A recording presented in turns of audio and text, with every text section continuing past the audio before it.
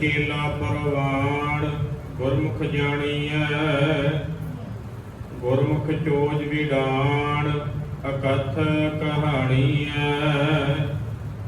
कुदरत नु कुर्बान कादर जानिए, गुरमुख जग मेहमान जग मह माणिए। सतगुर सत सुहान आन बखाणीए, दर ढाडी दरवान चवै गुरबाणीए। अंतर जामी जान हेत पछाणीए, सच शब्द नीसान सुरत समाणीए। इको दर दीवान शब्द सियाणीए, इको दर दीवान शब्द सियाणीए। वाहिगुरु जी का खालसा वाहिगुरु जी की फतेह।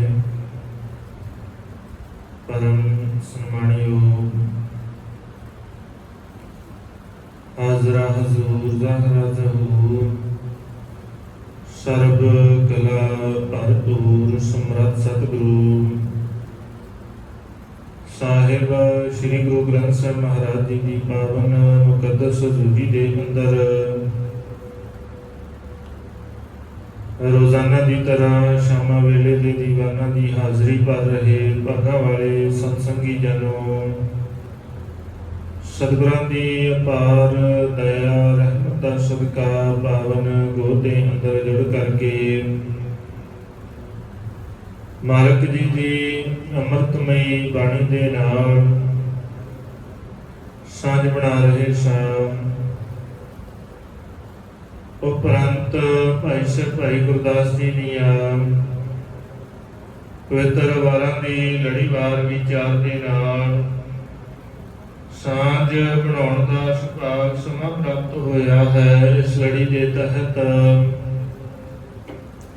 पिछलेरे दीवाना दे अंदर तीजी वार दियां दो पौड़ियां दी विचार आप संतां दे नाल सांझी कीती। अगलेरी 3 नंबर पौड़ी जिसका पाठ अपनिया ने सत्कारियो भाई सगुणा पासों श्रवण किया है, तिसदी विचार आप संगतां दे नाल सांझी करनी है। आओ विचारां दी आरंभता तो पहला शर्मा दे पावन चरनां दे अंदर हाजरी लवाइए। बड़े प्यार अते अदब सहित आखो जी सतनाम श्री वाहिगुरु साहिब जी। वाहिगुरु जी गुर चेला प्रमाण गुरमुख जानिए। गुरु ते चेला कल भी गल की गुरु ते चेले दी कि गुरु ते चेला असल दे विच किवें दा होना चाहिए है। जिस दिन साडी सुरत गुरु चरनां दे अंदर टिक जावे, गुरु दे शब्द दे विच साडी सुरत टिक जावे, उसे दिन असीं गुरु दे मुरीद गुरु दे चेले बन सकते हैं, गुरु दे सेवक बन सकते हैं। गुर चेला प्रवान गुरमुख जानिए, किवें प्रवान होया जा सकता है उहदे चरनां दे अंदर।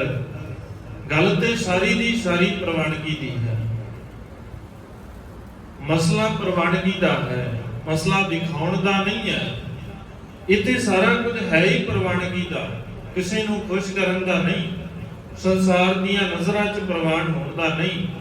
गुर चेला प्रवान गुरमुख जानिए, प्रवान किवें होवांगे गुरु चरनां दे अंदर। गुरु दे नज़र दे विच चेला प्रवान किवें होएगा? गुरमुख जानिए, गुरु दे मत दे राही, गुरु दी सियाणप दे राही, गुरु दी दित्ती होई दात गुरु शब्द दे राही ही असीं समझ सकदे हां कि प्रवान किवें होना है। क्योंकि प्रवान होने का इको ही एक तरीका है, इको ही ढंग है, होर इत्थे कोई शॉर्टकट नहीं है। संसार ने बड़े शॉर्टकट दसे, साडे धार्मिक आगुआं ने सानू बड़े शॉर्टकट दसे भी इदां करके कुछ हो सकता है। ਸਤਿਗੁਰੂ ਕਹਿੰਦੇ ਇਦਾਂ ਕੁਝ ਵੀ ਨਹੀਂ ਹੋਣਾ, ਇੱਥੇ ਸ਼ਾਰਟਕਟ ਨਹੀਂ ਚੱਲਦੇ ਪ੍ਰਵਾਨ ਹੋਣ ਵਾਸਤੇ। ਸੰਸਾਰ ਨੇ ਬੜੇ ਸ਼ਾਰਟਕਟ ਅਪਣਾਏ। ਮਾਲਕ ਕਹਿੰਦੇ ਨਹੀਂ, ਪੂਜਾ ਵਰਤ ਤਿਲਕ ਇਸ਼ਨਾਨਾ ਪੁੰਨ ਦਾਨ ਬਹੁ ਦੈਨ। ਪੂਜਾ ਕੀਤੀਆਂ ਬੜੀਆਂ, ਬੜੇ ਰੱਖੇ ਵਰਤ, ਬੜੇ ਤਿਲਕ ਲਾਏ, ਧਾਰਮਿਕ ਚਿੰਨ੍ਹ ਬੜੇ ਲਾਏ। ਸੰਸਾਰ ਨੇ ਸ਼ਾਰਟਕਟ ਅਪਣਾਉਂਦਿਆਂ ਹੋਇਆਂ ਬੜੇ ਇਸ਼ਨਾਨ ਕੀਤੇ ਧਾਰਮਿਕ ਸਥਾਨਾਂ ਤੇ, ਤੀਰਥ ਸਥਾਨਾਂ ਤੇ ਵੀ। ਇਦਾਂ ਕਰਕੇ ਪ੍ਰਵਾਨ ਹੋ ਜਾਵਾਂਗੇ। ਪੁੰਨ ਦਾਨ ਬਹੁ ਦੈਨ, ਬੜੇ ਪੁੰਨ ਕੀਤੇ, ਬੜੇ ਦਾਨ ਕੀਤੇ, ਬੜਾ ਕੁਝ ਕੀਤਾ ਜਿਹਦੇ ਨਾਲ ਗੁਰੂ ਨੂੰ ਖੁਸ਼ ਕਰਕੇ ਗੁਰੂ ਚਰਨਾਂ ਦੇ ਅੰਦਰ ਪ੍ਰਵਾਨ ਹੋ ਸਕੀਏ। ਸਤਿਗੁਰੂ ਕਹਿੰਦੇ ਇਦਾਂ ਨਹੀਂ ਪ੍ਰਵਾਨ ਹੋਇਆ ਜਾ ਸਕਦਾ। ਜਿਨੇ ਮਰਜ਼ੀ ਕਰਮ ਕਰ, ਕਹੂੰ ਨਾ ਭੀਜੈ ਸੰਜਮ ਸੁਆਮੀ, ਬੋਲੇ ਮਿੱਠੇ ਬੈਨ। ਨਾ ਤੇ ਮਿੱਠੇ ਬੋਲ ਬੋਲਿਆ, ਜ਼ੁਬਾਨ ਤੋਂ ਵੀ ਮੈਂ ਬੜਾ ਮਿੱਠਾ ਬੋਲਦਾ ਜੀ, ਮੈਂ ਬੜੀ ਨਿਮਰਤਾ ਦਿਖਾਉਣਾ ਜੀ, ਮੇਰੀ ਜ਼ੁਬਾਨ ਦੇ ਅੰਦਰ ਨਿਮਰਤਾ ਬੜੀ ਹੈ। ਨਾ ਤੇ ਇਦਾਂ ਕਰਕੇ ਪ੍ਰਵਾਨ ਹੋਇਆ ਜਾ ਸਕਦਾ ਹੈ। ਇਹਦਾ ਭਾਵ ਇਹ ਨਹੀਂ ਕਿ ਜੇ ਨਿਮਰਤਾ ਦਿਖਾਇਆ, ਮਿੱਠੇ ਬੋਲ ਬੋਲਿਆ, ਪ੍ਰਵਾਨ ਨਹੀਂ ਹੋਇਆ ਜਾ ਸਕਦਾ ਤੇ ਫਿਰ ਅਸੀਂ ਕੌੜਾ ਬੋਲਣਾ ਹੈ। ਕਿਉਂਕਿ ਗੁਰਬਾਣੀ ਕਈ ਵਾਰ ਅਸੀਂ ਇਦਾਂ ਸਮਝ ਲੈਂਦੇ ਆ ਕਿ ਇਹਨਾਂ ਕੰਮਾਂ ਕਰਕੇ ਬਾਣੀ ਨੇ ਇੱਕ ਕੰਮ ਮਨਾ ਕੀਤਾ ਹੈ, ਇਹਦਾ ਭਾਵ ਹੈ ਵੀ ਦੂਜਾ ਕਰ ਲੈਣਾ ਚਾਹੀਦਾ। ਜੇ ਇਹਦੇ ਤੋਂ ਰੋਕਿਆ ਹੈ ਤੇ ਦੂਜਾ ਕਰ ਲੈਣਾ, ਇਹਦਾ ਭਾਵ ਇਹ ਨਹੀਂ ਹੈ। ਜੇ ਬਾਣੀ ਮਨਾ ਕਰਦੀ ਹੈ ਨਾ ਵੀ ਵਰਤ ਰੱਖ ਕੇ ਰੱਬ ਨੂੰ ਨਹੀਂ ਪਾਇਆ ਜਾ ਸਕਦਾ, ਰੱਬ ਨੂੰ ਖੁਸ਼ ਨਹੀਂ ਕੀਤਾ ਜਾ ਸਕਦਾ, ਤੇ ਵਰਤ ਨਾ ਰੱਖ ਕੇ ਵੀ ਖੁਸ਼ ਨਹੀਂ ਕੀਤਾ ਜਾ ਸਕਦਾ, ਇਹ ਵੀ ਕੋਈ ਵੱਡੀ ਗੱਲ ਨਹੀਂ ਹੈ। ਵੀ ਇਹ ਵੀ ਜ਼ਰੂਰੀ ਨਹੀਂ ਹੈ ਵੀ ਜਿਹੜੇ ਵਰਤ ਨਹੀਂ ਰੱਖਦੇ ਉਹਨਾਂ ਨੇ ਰੱਬ ਨੂੰ ਖੁਸ਼ ਕਰ ਲਿਆ ਕਿਤੇ। ਉਹ ਸਿਰਫ ਆਪਣੇ ਮਨ ਨੂੰ ਕਈ ਵਾਰ ਅਸੀਂ ਖੁਸ਼ ਕਰਨ ਵਾਸਤੇ ਇਦਾਂ ਦੇ ਬੜੇ ਕੰਮ ਕਰਦੇ ਆ ਜਿਹੜੇ ਸਿਰਫ ਸਾਨੂੰ ਪਤਾ ਹੈ ਕਿ ਅਸੀਂ ਸਿਰਫ ਦੂਜਿਆਂ ਨੂੰ ਦਿਖਾਉਣ ਵਾਸਤੇ ਕਰਦੇ ਹਾਂ। ਕਈ ਵਾਰ ਅਸੀਂ ਧਰਮ ਦੇ ਕਰਮ ਇਸ ਕਰਕੇ ਕਰਦੇ ਆ, ਪ੍ਰਚਲਿਤ ਜਿਹੜੇ ਧਰਮ ਦੇ ਕਰਮ ਨੇ ਇਸ ਕਰਕੇ ਕਰਦੇ ਆ ਕਿ ਦੁਨੀਆ ਨੂੰ ਖੁਸ਼ ਕਰ ਸਕੀਏ। ਕਈ ਵਾਰ ਪ੍ਰਚਲਿਤ ਧਰਮ ਦੇ ਕਰਮ ਇਸ ਕਰਕੇ ਨਹੀਂ ਕਰਦੇ ਵੀ ਅਸੀਂ ਦੁਨੀਆ ਤੋਂ ਵੱਖਰੇ ਦਿਖਾਈਏ ਵੀ ਨਾ ਜੀ ਅਸੀਂ ਤੁਹਾਡੇ ਵਾਲੇ ਕੰਮ ਨਹੀਂ ਕਰਦੇ, ਅਸੀਂ ਤੁਹਾਡੀ ਭੇਡ ਚਾਲ 'ਚ ਨਹੀਂ ਫਸਦੇ। ਪਰ ਮਨ ਦੇ ਅੰਦਰ ਟਿਕਾਵ ਉਹਨਾਂ ਦੀ ਵੀ ਨਹੀਂ, ਜ਼ਰੂਰੀ ਨਹੀਂ ਹੁੰਦਾ। ਸਤਿਗੁਰੂ ਕਹਿੰਦੇ ਇਦਾਂ ਕੁਝ ਨਹੀਂ ਹੋ ਸਕਦਾ। ਕਹੂੰ ਨਾ ਭੀਜੈ ਸੰਜਮ ਸੁਆਮੀ, ਬੋਲੇ ਮਿੱਠੇ ਮੈਨ। ਜੇ ਤਰੱਕੀ ਕਰਨਾ ਕੀ ਪਏਗਾ ਜੇ ਪ੍ਰਵਾਨ ਹੋਣਾ ਹੈ। ਪ੍ਰਵਾਨ ਕਿਵੇਂ ਹੋਇਆ ਜਾ ਸਕਦਾ ਹੈ? ਸਤਿਗੁਰੂ ਕਹਿੰਦੇ ਪ੍ਰਵਾਨ ਹੋਣ ਵਾਸਤੇ, ਮਨ ਨੂੰ ਟਿਕਾਉਣ ਵਾਸਤੇ ਕੰਮ ਕਰਨਾ ਪਏਗਾ। ਉਹ ਕਰਮ ਕੀ ਹੈ? ਕਹੂੰ ਨਾ ਭੀਜੈ ਸੰਜਮ ਸੁਆਮੀ, ਬੋਲੇ ਮਿੱਠੇ ਬੈਨ। ਰੱਬ ਜੀ ਕੋ ਨਾਮ ਜਪਤ ਮਨ ਚੈਨ। ਰੱਬ ਜੀ ਦਾ ਨਾਮ ਜਪ ਕੇ, ਰੱਬ ਜੀ ਨੂੰ ਸੁਰਤ ਦੇ ਅੰਦਰ ਵਸਾ ਕਰਕੇ ਫੇਰ ਤੂੰ ਪ੍ਰਵਾਨ ਹੋ ਸਕਦਾ ਹੈ। ਜੋ ਗੁਰੂ ਕਹਿੰਦਾ ਹੈ ਉਹ ਕਰਕੇ, ਉਦਾਂ ਉਸ ਰਾਹ ਦੇ ਉੱਤੇ ਤੁਰ ਕੇ ਫੇਰ ਤੂੰ ਪ੍ਰਵਾਨ ਹੋ ਸਕਦਾ ਹੈ। ਹੁਕਮ ਮੰਨਿਆ ਹੋਵੇ ਪ੍ਰਵਾਨ ਤਾਂ ਖਸਮੈ ਕਾ ਮਹਿਲ ਪੈਸੀ। ਕੋਈ ਸ਼ਾਰਟਕਟ ਨਹੀਂ ਹੈ ਪ੍ਰਵਾਨ ਹੋਣ ਦਾ, ਕੋਈ ਹੋਰ ਦੂਜਾ ਤਰੀਕਾ ਨਹੀਂ ਹੈ ਪ੍ਰਵਾਨ ਹੋਣ ਦਾ। ਵੀ ਕੋਈ ਤਰੀਕਾ ਦੱਸੇ ਨਾ ਸਾਨੂੰ, ਕਿੰਨੇ ਤਰੀਕੇ ਦੱਸੇ ਨੇ, ਆਮ ਲਿਖੇ ਹੋਏ ਮਿਲ ਜਾਂਦੇ ਨੇ। ਦੂਜੇ ਤੇ ਕਰਦੇ ਸੀ ਉਹ ਤਾਂ ਠੀਕ ਹੈ, ਉਹਨਾਂ ਨੂੰ ਤੇ ਸਿਖਾਇਆ ਉਹਦਾ ਗਿਆ। ਅਸੀਂ ਨਹੀਂ ਕਰਦੇ, ਸਾਨੂੰ ਨਹੀਂ ਸਿਖਾਇਆ। ਸਾਨੂੰ ਵੀ ਤੇ ਸਿਖਾਇਆ ਹੈ ਨਾ, ਇੰਨੀ ਵਾਰ ਵਾਹਿਗੁਰੂ ਮੰਤਰ ਦਾ ਜਾਪ ਕਰ ਲਓ ਤੇ ਇੰਨੇ ਮੂਲ ਮੰਤਰ ਦਾ ਪਾਠ ਹੋ ਜਾਂਦਾ ਹੈ। ਜੇ ਅਸੀਂ ਮੰਨ ਲਿਆ, ਅਸੀਂ ਮੰਨ ਲਿਆ ਵੀ ਇੰਨੀ ਵਾਰ ਮੂਲ ਮੰਤਰ ਦਾ ਪਾਠ ਕਰ ਲਓ ਤੇ ਇੰਨੇ ਜਪਜੀ ਸਾਹਿਬ ਦੇ ਪਾਠ ਹੋ ਜਾਂਦੇ। ਜਪਜੀ ਸਾਹਿਬ ਕਰਨ ਦੀ ਲੋੜ ਨਹੀਂ ਆ, ਬਸ ਇੰਨੀ ਵਾਰ ਮੂਲ ਮੰਤਰ ਪੜ੍ਹ ਲਓ, ਇੰਨੀ ਵਾਰ ਜਪਜੀ ਸਾਹਿਬ ਪੜ੍ਹ ਲਓ ਤੇ ਪੂਰਾ ਖੰਡ ਪਾਠ ਦਾ ਮਹਾਤਮ ਮਿਲ ਜਾਂਦਾ ਹੈ। ਇਹ ਕਿਸੇ ਸ਼ਾਰਟਕਟ ਨਹੀਂ ਆ। ਤੇ ਸਤਿਗੁਰੂ ਕਹਿੰਦੇ ਤੇ ਸ਼ਾਰਟਕਟ ਨਹੀਂ ਚੱਲਣੇ, ਇੱਥੇ ਨਹੀਂ ਚੱਲਣੇ ਤੇਰੇ ਸ਼ਾਰਟਕਟ, ਇੱਥੇ ਨਹੀਂ ਚੱਲਣੀਆਂ ਤੇਰੀਆਂ ਗਿਣਤੀਆਂ। ਇੱਥੇ ਤੇ ਇੱਕੋ ਹੀ ਚੀਜ਼ ਚੱਲਣੀ ਆ। ਹੁਕਮ ਮੰਨੇਗਾ ਤੇ ਪ੍ਰਵਾਨ ਹੋ ਜਾਏਗਾ, ਨਹੀਂ ਮੰਨੇਗਾ ਤੇ ਜਿੰਨੇ ਮਰਜ਼ੀ ਕਰਮ ਕਾਂਡ ਪਖੰਡ ਕਰਦਾ ਰਹੇ, ਤੇਰੀ ਗਿਣਤੀ ਉਸੇ 'ਚ ਹੀ ਹੋਏਗੀ। ਤੇ ਜਿਹੜੇ ਕਰਮ ਕਰਦੇ ਆ ਨਾ, ਬਾਕੀ ਜਿਨ੍ਹਾਂ ਨੂੰ ਸਤਿਗੁਰੂ ਨੇ ਕਿਹਾ ਹੈ ਕਰਮ ਧਰਮ ਪਾਖੰਡ ਜੋ ਦੀਸੈ, ਫਿਰ ਉਸੇ ਗਿਣਤੀ ਜਾਏਗਾ। ਫਿਰ ਫਰਕ ਨਹੀਂ ਕੋਈ। ਤਿੰਨ ਜਮ ਜਾਗਤੀ ਲੁੱਟੈ, ਕਰਨਾ ਕੀ ਹੈ? ਨਿਰਵਾਣ ਕੀਰਤਨ ਗਾਓ ਕਰਤੇ ਕਰਨਾ ਤੇ ਆਸ। ਇਸੇ ਨੂੰ ਛੱਡ ਕੇ ਬੈਠੇ ਆ। ਗਾਉਣਾ ਤੇ ਸੀ ਨਿਰਵਾਣ ਕੀਰਤਨ, ਗਾਣਾ ਸੀ ਉਹਦੀ ਉਸਤਤ ਮਾਲਕ ਦੀ, ਚੇਤਾ ਕਰਨਾ ਸੀ ਉਹਨੂੰ। ਤੇ ਕੀਤਾ ਕੀ? ਸ਼ਾਰਟਕਟ ਆਪਣਾ। ਤੇ ਸ਼ਾਰਟਕਟ ਸੰਸਾਰ ਦੇ ਅੰਦਰ ਸਾਡੇ ਸ਼ਾਰਟਕਟ ਚੱਲ ਜਾਂਦੇ ਨੇ। ਬਹੁਤੀ ਵਾਰ ਚਲਾ ਲੈਂਦੇ ਅਸੀਂ ਕੋਈ ਨਾ ਕੋਈ ਤਰੀਕਾ ਲਾ ਕੇ ਸ਼ਾਰਟਕਟ। ਇੱਥੇ ਨਹੀਂ ਚੱਲਦੇ। ਇੱਥੇ ਕੋਈ ਸ਼ਾਰਟਕਟ ਨਹੀਂ ਹੈ, ਇੱਥੇ ਇੱਕੋ ਹੀ ਇੱਕ ਤਰੀਕਾ ਹੈ, ਉਹ ਹੈ ਗੁਰੂ ਦਾ ਹੁਕਮ ਮੰਨਣਾ, ਗੁਰੂ ਦੇ ਸ਼ਬਦ ਨੂੰ ਗਾਉਣਾ, ਸਮਝਣਾ ਤੇ ਉਹਦੇ ਅਨੁਸਾਰੀ ਹੋ ਕੇ ਜੀਵਨ ਜਿਉਣਾ। ਗੁਰਮੁਖ ਚੋਜ ਵਿਡਾਣ ਅਕਥ ਕਹਾਣੀ ਹੈ। ਤੇ ਜਿਨ੍ਹਾਂ ਨੇ ਗੁਰੂ ਦਰ ਤੋਂ ਪ੍ਰਵਾਨਗੀ ਲੈ ਲਈ, ਜਿਹੜੇ ਗੁਰਮੁਖ ਬਣ ਗਏ, ਉਹਨਾਂ ਦੇ ਚੋਜ ਵਿਡਾਣ, ਉਹਨਾਂ ਦੇ ਕੀਤੇ ਹੋਏ ਕਾਰਜ, ਉਹਨਾਂ ਦੇ ਤਰੀਕੇ, ਉਹਨਾਂ ਦੇ ਜੀਣ ਦਾ ਢੰਗ ਸੰਸਾਰ ਦੀ ਸਮਝ ਤੋਂ ਬਾਹਰ ਹੋ ਜਾਂਦਾ ਹੈ। ਭਗਤਾਂ ਕੀ ਚਾਲ ਨਿਰਾਲੀ, ਚਾਲਾਂ ਨਿਰਾਲੀ, ਭਗਤਾਂ ਕੇ ਵਿਖਮ ਮਾਰਗ ਚੱਲਣਾ। ਫਿਰ ਉਹ ਸੰਸਾਰ ਦੀਆਂ ਨਜ਼ਰਾਂ ਤੋਂ ਵੱਖਰੇ ਹੋ ਕੇ ਚੱਲਦੇ ਨੇ, ਸੰਸਾਰ ਦੇ ਤਰੀਕਿਆਂ ਤੋਂ ਵੱਖਰੇ ਹੋ। ਸੰਸਾਰ ਦੇ ਤਰੀਕਿਆਂ ਤੋਂ ਵੱਖਰੇ ਹੋਣ ਦਾ ਭਾਵ ਇਹ ਨਹੀਂ ਹੈ ਕਿ ਸੰਸਾਰ ਚੱਲਣ ਵਾਸਤੇ, ਤੁਰਨ ਵਾਸਤੇ ਸੜਕ ਦੀ ਵਰਤੋਂ ਕਰਦਾ ਹੈ ਜਾਂ ਹੋਰ ਸੰਸਾਧਨਾਂ ਦੀ ਵਰਤੋਂ ਕਰਦਾ ਹੈ, ਤੇ ਉਹ ਜਿਹੜੇ ਗੁਰਮੁਖ ਹੋ ਗਏ, ਰੱਬ ਦੇ ਨਾਲ ਜੁੜ ਗਏ, ਉਹ ਰਬਾਬ ਦੇ ਉੱਤੇ ਬਹਿ ਕੇ ਉੱਡ ਜਾਂਦੇ ਨੇ। ਇਹ ਵੱਖਰੀ ਚਾਲ ਦੀ ਨਿਸ਼ਾਨੀ ਨਹੀਂ ਹੈ। ਭਗਤਾਂ ਕੀ ਚਾਲ ਨਿਰਾਲੀ ਦਾ ਭਾਵ ਇਹ ਨਹੀਂ ਹੁੰਦਾ। ਭਗਤਾਂ ਕੀ ਚਾਲ ਨਿਰਾਲੀ ਦਾ ਭਾਵ ਹੈ ਉਹ ਸੰਸਾਰ ਦੇ ਅੰਦਰ ਰਹਿੰਦਿਆਂ ਹੋਇਆਂ ਸੰਸਾਰ ਦੇ ਵਿੱਚ ਉਲਝਦੇ ਨਹੀਂ ਆ, ਸੰਸਾਰ ਦੇ ਅੰਦਰ ਰਹਿੰਦਿਆਂ ਹੋਇਆਂ ਸੰਸਾਰ ਦੇ ਪ੍ਰਭਾਵ ਨੂੰ ਨਹੀਂ ਕਬੂਲਦੇ, ਉਹ ਵੱਖਰੇ ਹੋ ਕੇ ਚੱਲਦੇ ਨੇ।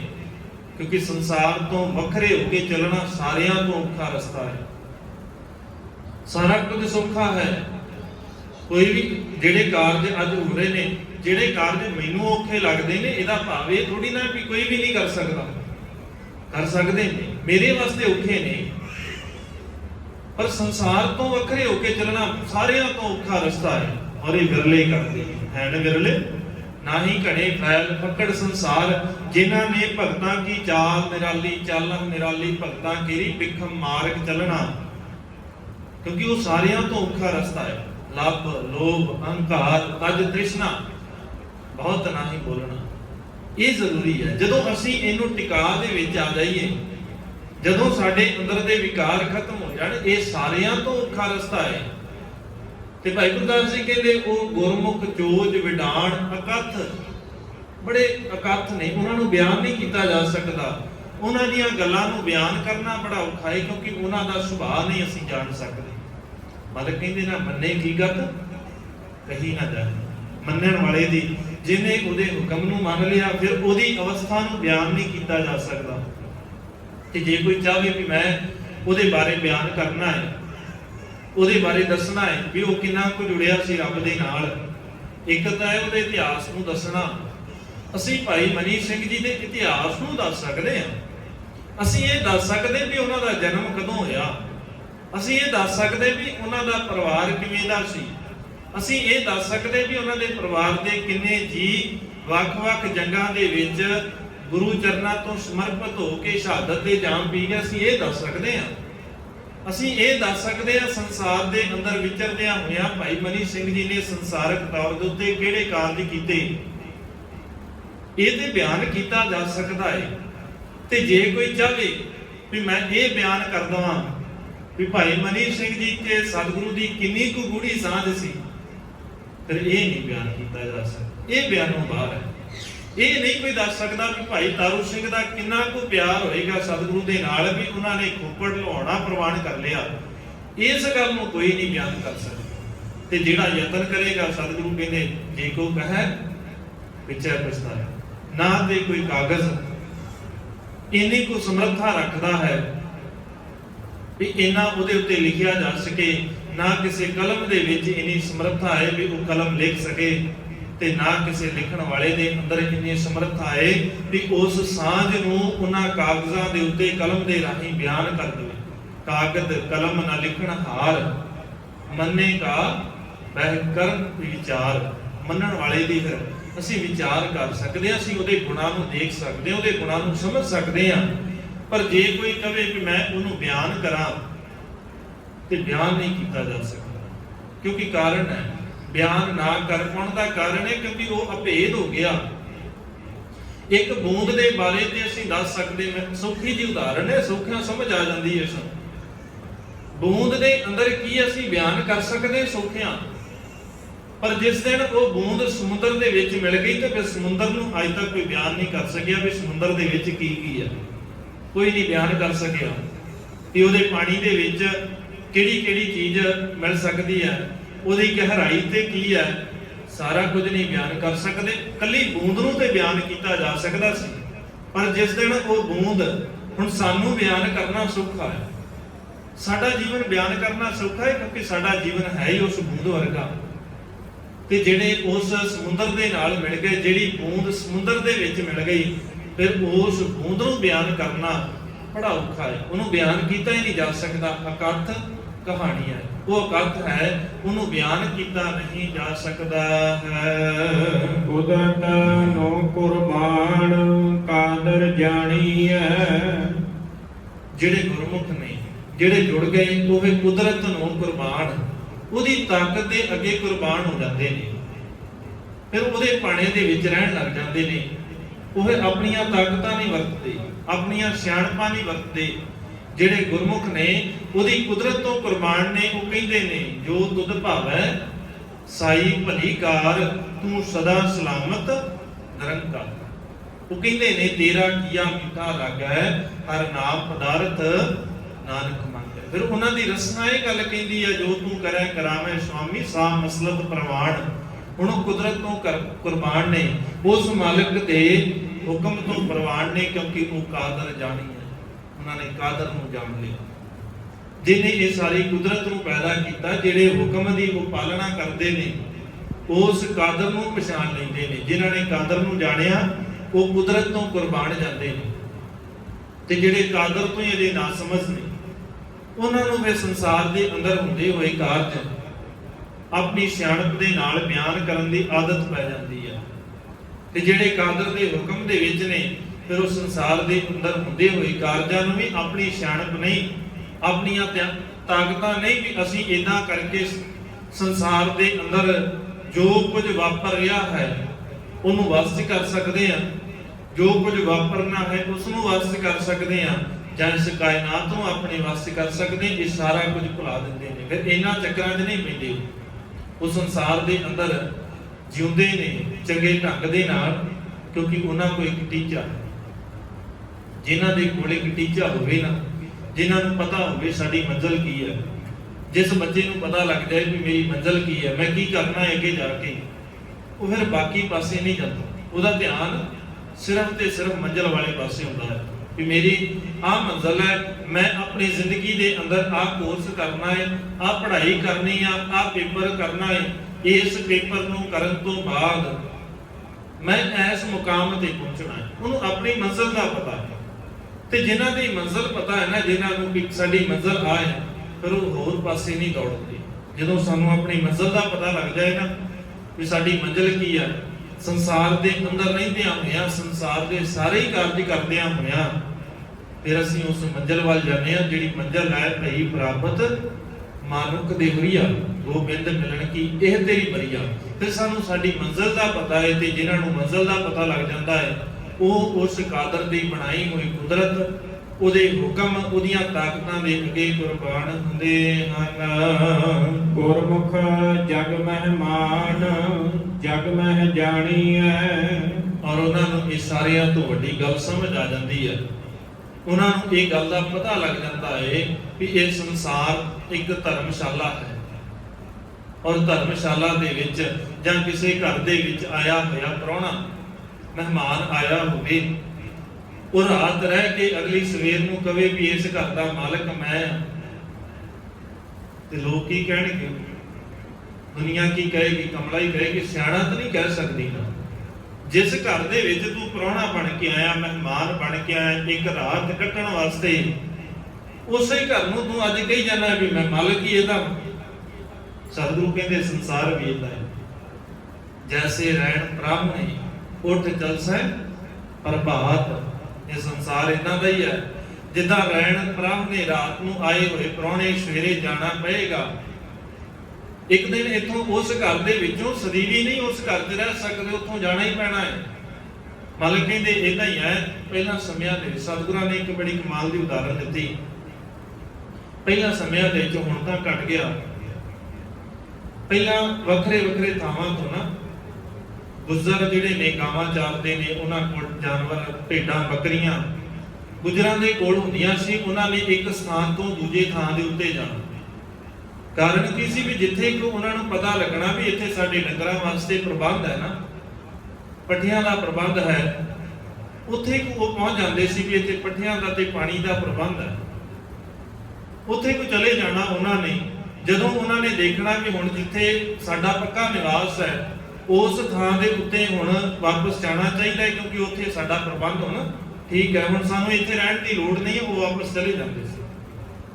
ਪਰ ਜਿੱਥੇ ਉਹ ਆਏ ਸੀ ਨਾ, ਆਪਣੇ ਨਿਵਾਸ ਨੂੰ ਛੱਡ ਕੇ, ਆਪਣੇ ਟਿਕਾਣਿਆਂ ਨੂੰ ਛੱਡ ਕੇ, ਉੱਥੇ ਉਹਨਾਂ ਨੇ ਕਦੇ ਮਹਿਲ ਨਹੀਂ ਖੜੇ ਕੀਤੇ, ਉਹਨਾਂ ਨੇ ਕਦੇ ਵੱਡੇ ਘਰ ਨਹੀਂ ਬਣਾਏ, ਪੱਕੇ ਘਰ ਨਹੀਂ ਬਣਾਏ ਉਹਨਾਂ ਨੇ। ਉਹ ਜਿੰਨਾ ਚਿਰ ਉੱਥੇ ਰਹੇ ਉਹਨਾਂ ਨੇ ਕੱਚੀਆਂ ਝੋਪੜੀਆਂ ਛਪਰੀਆਂ ਪਾ ਕੇ ਰਹਿਣਾ।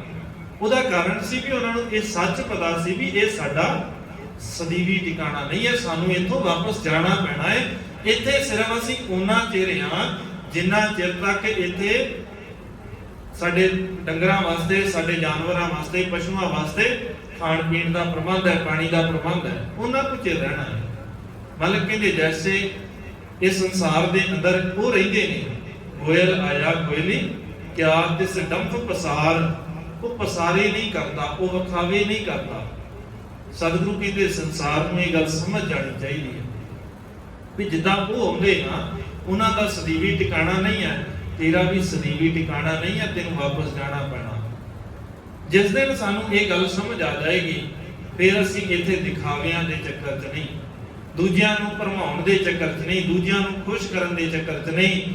ਸਾਡਾ ਧਿਆਨ ਸਿਰਫ ਤੇ ਸਿਰਫ ਉਦੋਂ ਹੋਏਗਾ ਉਸ ਮਾਲਕ ਨੂੰ ਖੁਸ਼ ਕਰਨ ਦੇ ਵਾਸਤੇ, ਉਹਦੇ ਚਰਨਾਂ 'ਚ ਟਿਕਣ ਦੇ ਵਾਸਤੇ। ਉਦੋਂ ਦੁਨੀਆ ਦੀ ਪਰਵਾਹ ਨਹੀਂ, ਉਦੋਂ ਦੁਨੀਆ ਨੂੰ ਛੱਡ ਕੇ ਅਜੇ ਸਾਡਾ ਕੀ ਸੁਭਾਏ ਦੀਨ ਗਵਾਇਆ ਦੁਨੀ ਸਿਓ, ਦੁਨੀ ਨਾ ਚਾਲੀ ਸਾਥ। ਸਤਿਗੁਰੂ ਕਹਿੰਦੇ ਦੀਨ ਗਵਾ ਲਿਆ ਦੁਨੀਆ ਦੇ ਕਰਕੇ, ਇਹਨਾਂ ਨੇ ਨਾਲ ਨਹੀਂ ਜਾਣਾ।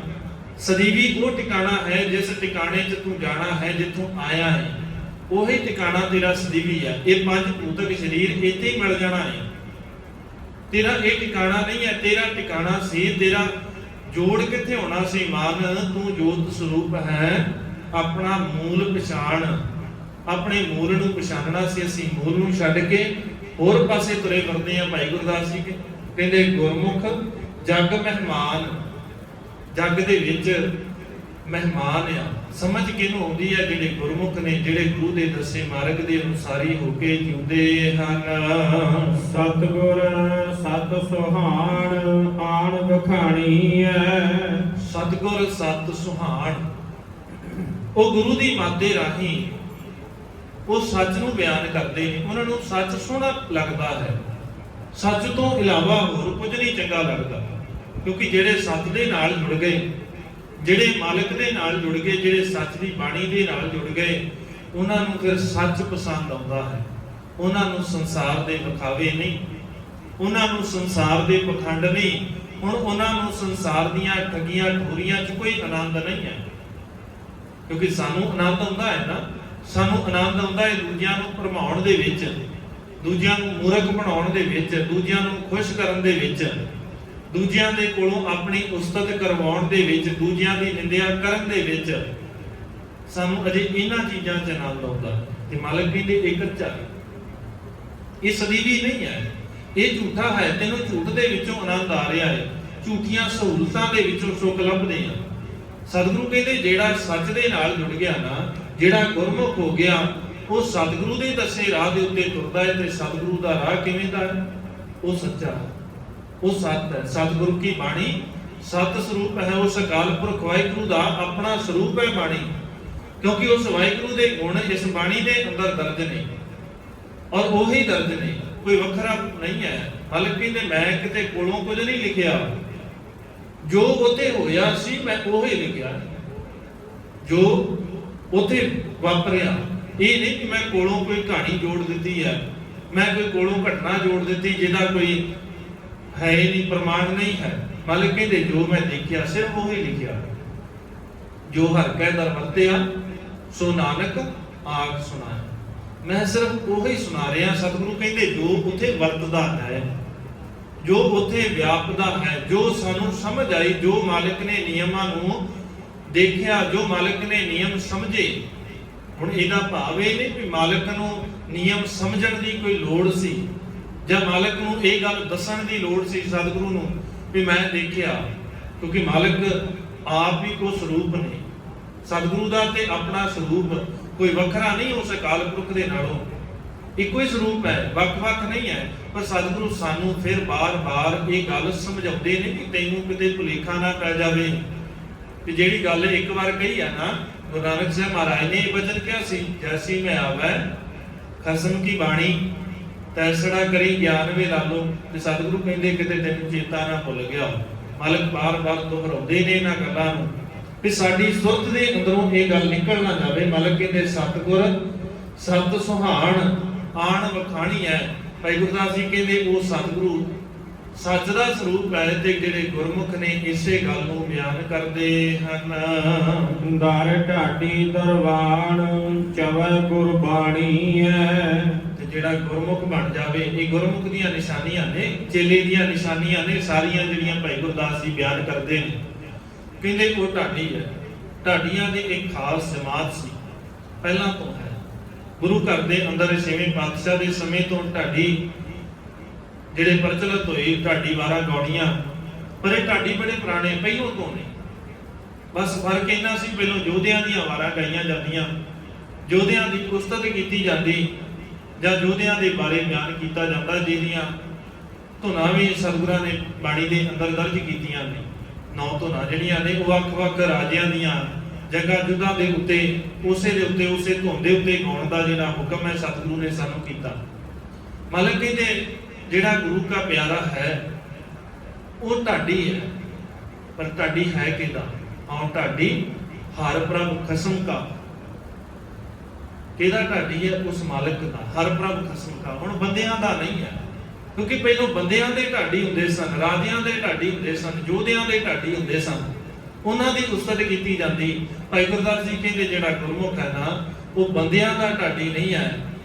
ਉਹ ਕਿਹਦਾ ਢਾਡੀ ਹੈ? ਉਸ ਮਾਲਕ ਦਾ, ਉਸੇ ਦੀ ਉਸਤਤ ਕਰਦਾ ਹੈ। ਹੁਣ ਬੰਦਿਆਂ ਦੀ ਉਸਤਤ ਛੱਡ ਕੇ ਦਰ ਢਾਡੀ ਦਰਬਾਨ ਚਵੈ ਗੁਰਬਾਣੀ ਹੈ। ਹੁਣ ਗੁਰਬਾਣੀ ਨੂੰ ਗਾਉਂਦਾ ਹੈ, ਨਾ ਕਿ ਉਹ ਸੰਸਾਰ ਦੀਆਂ ਹੋਰ ਗੱਲਾਂ ਨੂੰ, ਹੋਰ ਬਾਤਾਂ ਨੂੰ ਗਾਉਂਦਾ ਹੈ। ਅੰਤਰ ਜਾਮੀ ਜਾਣ ਹੇਤ ਪਛਾਣੀ ਹੈ।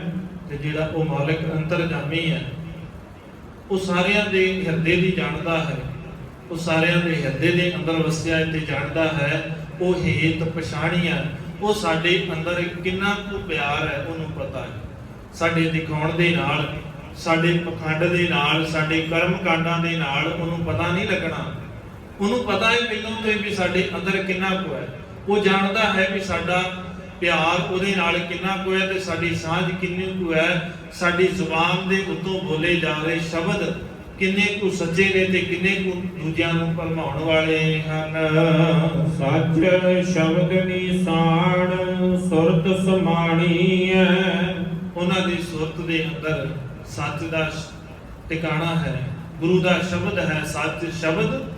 ਉਹਨਾਂ ਦੇ ਹਿਰਦੇ ਦੇ ਅੰਦਰ, ਉਹਨਾਂ ਦੀ ਸੁਰਤ ਦੇ ਅੰਦਰ ਸੱਚ ਸ਼ਬਦ ਹੈ, ਉਸੇ ਦਾ ਨਿਸ਼ਾਨ ਹੈ। ਜਿਨ੍ਹਾਂ ਦੀ ਸੁਰਤ ਦੇ ਅੰਦਰ ਸੱਚ ਸ਼ਬਦ ਦਾ ਨਿਸ਼ਾਨ ਆਵੇ, ਜਿਨ੍ਹਾਂ ਦੇ ਹਿਰਦੇ ਦੇ ਅੰਦਰ ਸੱਚ ਦਾ ਸ਼ਬਦ ਵਸ ਜਾਵੇ, ਉਹਨਾਂ ਦੇ ਹਿਰਦੇ ਪਵਿੱਤਰ ਹੋ ਜਾਂਦੇ ਨੇ, ਉਹਨਾਂ ਦੇ ਹਿਰਦੇ ਨਿਰਮਲ ਹੋ ਜਾਂਦੇ ਨੇ, ਜਿੱਥੇ ਉਸ ਮਾਲਕ ਵਾਹਿਗੁਰੂ ਦਾ ਟਿਕਾਣਾ ਬਣ ਜਾਂਦਾ ਹੈ। ਇੱਕੋ ਦਰ ਦੀ ਬਾਣ ਸ਼ਬਦ ਸਿਆਣੀ ਹੈ।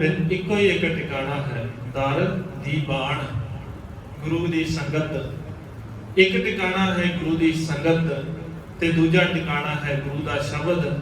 ਇਸ ਟਿਕਾਣੇ ਤੋਂ ਇਲਾਵਾ ਗੁਰੂ ਪਿਆਰ ਵਾਲਿਆਂ ਦੇ ਕੋਲ, ਗੁਰਮੁਖਾਂ ਦੇ ਕੋਲ ਹੋਰ ਕੋਈ ਦੂਜਾ ਟਿਕਾਣਾ ਨਹੀਂ ਹੈ, ਦੂਜਾ ਕੋਈ ਆਸਰਾ ਨਹੀਂ ਹੈ ਜਿੱਥੋਂ ਜਾ ਕੇ ਉਹਨਾਂ ਨੂੰ ਟਿਕਾ ਮਿਲਦਾ ਹੋਵੇ, ਜਿੱਥੋਂ ਜਾ ਕੇ ਉਹਨਾਂ ਦੇ ਹਿਰਦੇ ਦੇ ਅੰਦਰ ਉਹ ਸੱਚ ਦੀ ਬਾਤ ਵਸਦੀ ਹੋਵੇ, ਜਿੱਥੋਂ ਜਾ ਕੇ ਉਹ ਸੱਚ ਦੀਆਂ ਬਾਤਾਂ ਨੂੰ ਸਿੱਖਦੇ ਹੋਣ, ਜਿੱਥੋਂ ਉਹ ਕੁਝ ਮੰਗ ਕਰਦੇ ਹੋਣ। ਉਹ ਫਿਰ ਬੰਦਿਆਂ ਦੇ ਕੋਲੋਂ ਮੰਗਾਂ ਨਹੀਂ ਰੱਖਦੇ।